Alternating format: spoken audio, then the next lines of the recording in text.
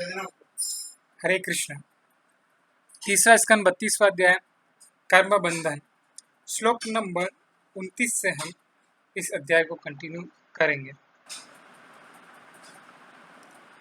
मैंने महत तत्व या समग्र सामग्री से अहंकार, तीनों गुण, पांचों तत्व, व्यष्टि चेतना, 11 इंद्रिया तथा शरीर उत्पन्न किए हैं।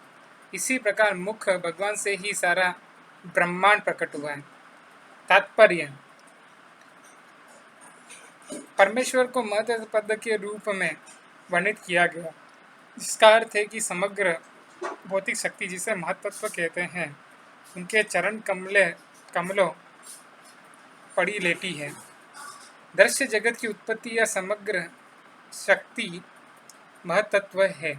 महत्त्व से ही अन्य 24 विभाग हुए, जो इस प्रकार है: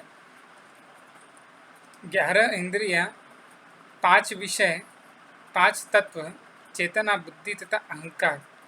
चूंकि भगवान ही मत तत्व के कारण स्वरूप है, अतः इस प्रकार के प्रत्येक वस्तु भगवान से उद्भूत है।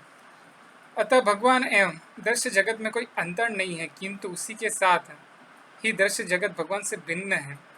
यहाँ पर स्वराट शब्द अत्यंत महत्वपूर्ण है, जिसका अर्थ है स्वतंत्र।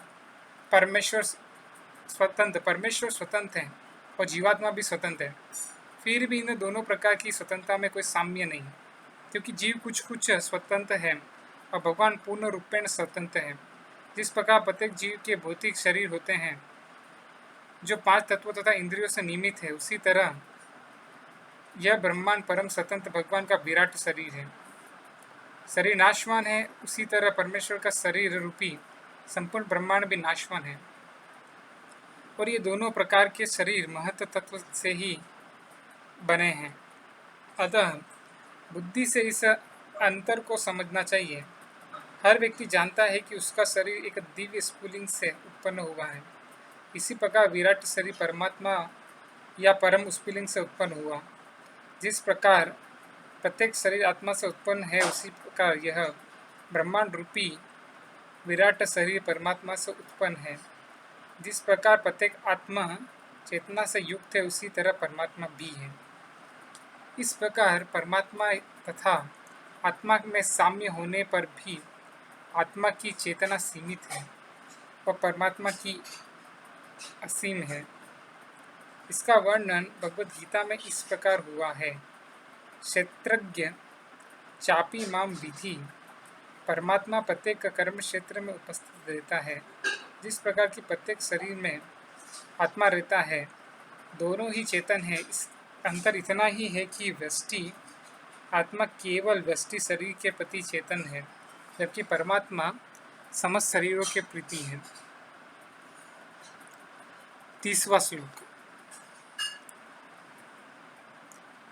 यह पूर्ण ज्ञान उस व्यक्ति को प्राप्त होता है जो पहले से ही श्रद्धा, तन्मयता तथा पूर्ण विरक्ति सहित भक्ति में लगा रहता है और भगवान के विचार में निरंतर निमग्न रहता है और भौतिक संगति से निर्लिप्त दूर रहता है। तात्पर्य: इस पूर्ण ज्ञान को योग का अभ्यास करता नास्तिक नहीं जान सकते। केवल ऐसे व्यक्ति जो पूर्ण कृष्ण चेतना में भक्ति के व्यवहारिक कार्यों में लगे रहते हैं, वे पूर्ण समाधि में समाहित हो सकते हैं। वे ही समग्र दृश्य जगत तथा इनके कारण संबंधी वास्तविक तत्व को देख तथा समझ सकते हैं। यहाँ यह स्पष्ट कहा गया है, जिसने पूर्ण श्रद्धा समेत भक्ति विकसित नहीं की है, उसके लिए यह समझ पाना असंभव है। समाहितात्मा और समाधि पर्यायवाची शब्द है। आदरणीय माता, मैंने पहले से ही आपको ही परम सत्य जानने का मार्ग बता दिया है, जिससे मनुष्य पदार्थ तथा आत्मा एवं उनके संबंध के वास्तविक सत्य को समझ सकता है। 32वां श्लोक।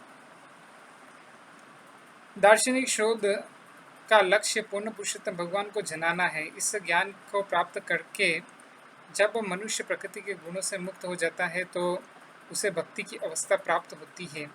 मनुष्य को चाहे प्रत्यक्ष भक्ति से हो या दार्शनिक शोध से हो, एक ही गंतव्य की खोज करनी होती है, और वह है भगवान।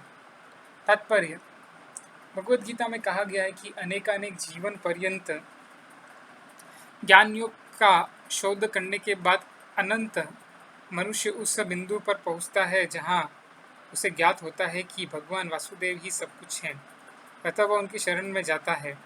ऐसे ज्ञान योग की शोध करने वाले बिरले महापुरुष हैं। यदि योग ज्ञान की खोज करके कोई भगवान को प्राप्त नहीं होता तो समझिए कि सारा श्रम व्यर्थ हुआ। उसे तब तक ज्ञान की खोज करनी पड़ती है जब तक कि वो भगवान की भक्ति को समझ नहीं लेता। भगवान के प्रत्यक्ष संपर्क में आने का अवसर भगवद गीता में दिया हुआ है, जहाँ इसका उल्लेख है कि जो लोग चिंतन तथा योग्याभ्यास जैसी अन्य विधियों का सहारा लेते हैं उन्हें कष्ट मिलता है। योगी या कुशल ज्ञानी अनेक कठिनाइयों के बाद भगवान तक पहुंच सकता है, किंतु उसका मार्ग अत्यधिक कष्टप्रद होता है, जबकि भक्ति का मार्ग सबको के लिए सुगम है। मनुष्य को ज्ञान योग का फल केवल भक्ति करने से ही प्राप्त होता है, और जब तक मनुष्य अपने चिंतन द्वारा भगवान तक नहीं पहुंच जाता तब तक उसकी सारी खोज केवल खिलवाड़ होती है। पटु ज्ञानी का अंतिम लक्ष्य निराकार ब्रह्म से तदात्म है, किंतु ब्रह्म तो परम पुरुष का तेज है। भगवान कृष्ण भगवद गीता 14.27 में कहते हैं, ब्राह्मणों ही प्रतिष्ठा हम अमृतस्या व्ययस्य च। मैं निराकार ब्रह्म का आधार हूँ जो अविनाशी तथा परमानंद है। भगवान समस्त आनंद के सागर है जिसमें ब्रह्मानंद सम्मिलित है, अतः जिसकी भगवान पर अविचलित श्रद्धा है वह पहले ही निराकार ब्रह्म तथा परमात्मा का साक्षात्कार कर चुका है। 33वां श्लोक। एक ही वस्तु अपने विभिन्न गुणों के कारण भिन्न भिन्न इंद्रियों द्वारा भिन्न भिन्न प्रकार से ग्रहण की जाती है। इसी तरह भगवान एक ही किंतु विभिन्न शास्त्रीय आदेशों के अनुसार वह भिन्न भिन्न प्रतीत होती है। तात्पर्य,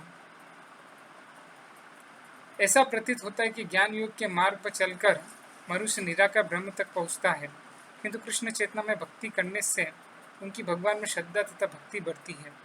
किंतु यहाँ यह कहा गया है कि भक्ति योग तथा ज्ञान योग दोनों ही लक्ष्य भगवान तक पहुँचने के लिए हैं।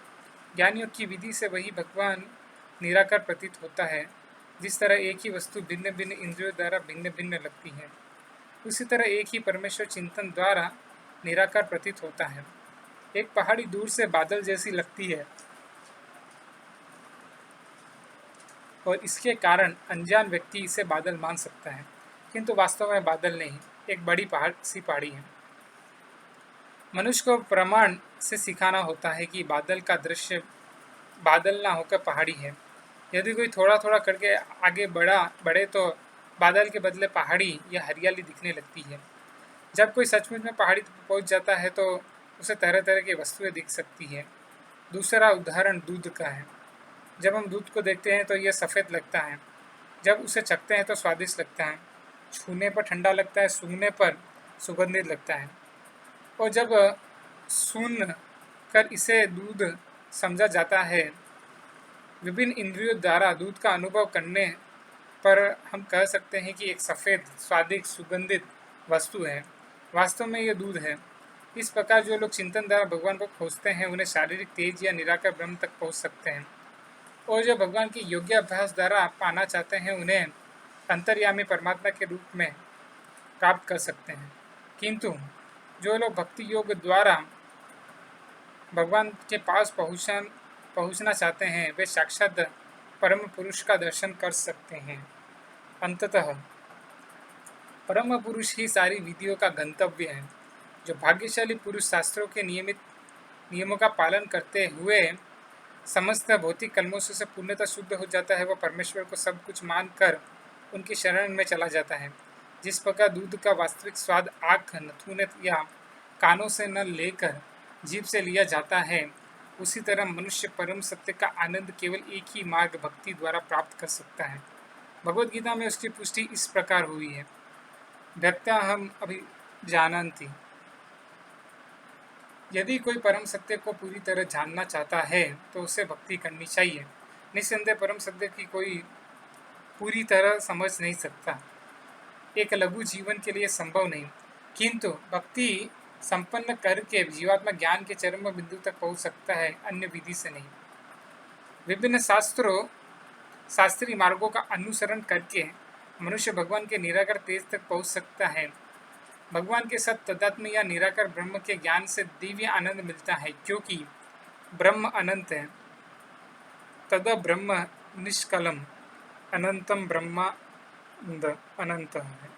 किंतु इस अनंत आनंद के भी परे जाया जा सकता है। यह गुणातीत है। अंत को भी लांघने पर जो उच्च पद प्राप्त होता है वो कृष्ण है। श्री कृष्ण की भक्ति से आदान प्रदान द्वारा जो मधु एवं रस प्राप्त होता है वह अतुलनीय है और वह ब्रह्मानंद से भी बढ़कर है। अतः प्रबोधानंद सरस्वती कहते हैं कि केवल्य या ब्रह्मानंद निस्संदेह अत्यंत महान है और अनेक ज्ञानियों द्वारा प्रशंसित है, किंतु यह ब्रह्मानंद उन भक्तों के लिए नरक तुल्य है जिसने भगवान की भक्ति का सुख चख लिया है। अतः कृष्ण के साक्षात्कार करने के लिए मनुष्य को ब्रह्मानंद को भी पार करना सीखना होता है। चूँकि मन समस्त इंद्रियों की वृत्ति का केंद्र है, इसलिए कृष्ण को इंद्र का स्वामी या ऋषिकेश कहा जाता है। इसकी विधि है मन को कृष्ण या ऋषिकेश पर स्थिर करना, जैसा कि महाराज अम्बरीश ने किया। सवैव मन कृष्ण पदार विंदो। भक्ति समस्त विधियों का मूल सिद्धांत है। भक्ति के बिना न तो ज्ञान योग और न अष्टांग योग सफल हो सकता है और कृष्ण तक पहुँचे बिना आत्म साक्षात्कार के सिद्धांत का कोई चरम लक्ष्य नहीं होता। हरे कृष्ण।